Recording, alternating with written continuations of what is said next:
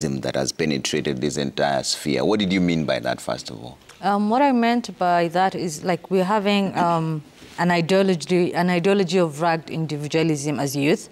I might say I'm a Gen Z myself. I'm a Gen Z, but I don't associate or relate myself with the idea that we can't have a leader. We don't have a face.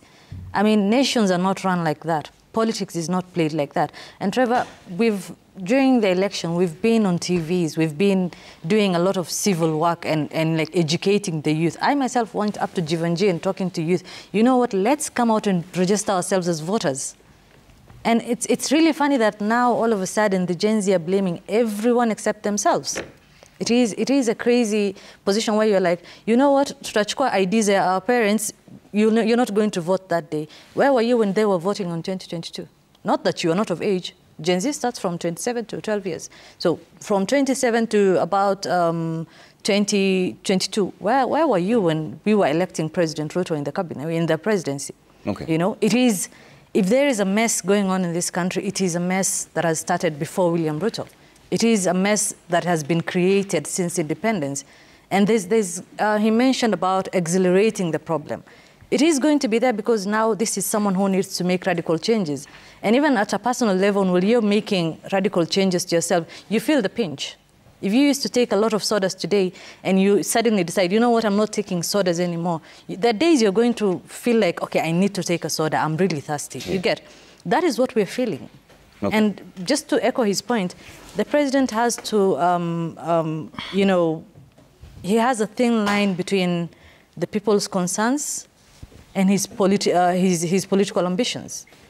So, as a Gen Z, when I say, you know, we're the youth of this country, nobody else's voice matters, what about the voice of the children? What about the voice of our mothers? If you go on the streets every Thursday and Tuesday and you paralyze the mamamboga who was getting 200 on that Tuesday and she ends up going to borrow food for her kids on the streets, how have you helped her? That is a sense of individualism that I'm talking about, where nothing in this country right now matters other than the youth.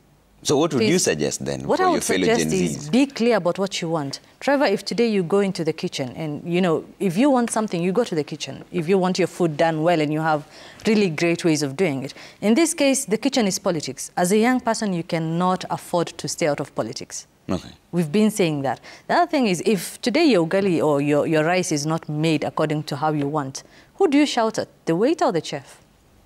The waiter or the chef?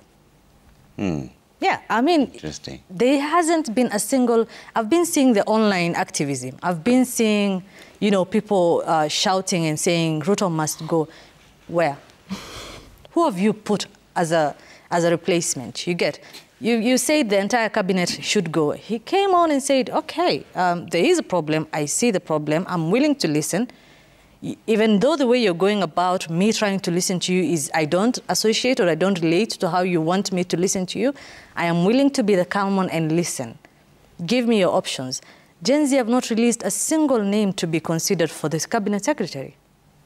They haven't released a single name to be considered as, you know, IG. They haven't released a single name that they can tell the president, you know what, we believe in Trevor. This is Trevor that we want. Ruto, you go. Trevor has to replace you. Okay. Newton, do you...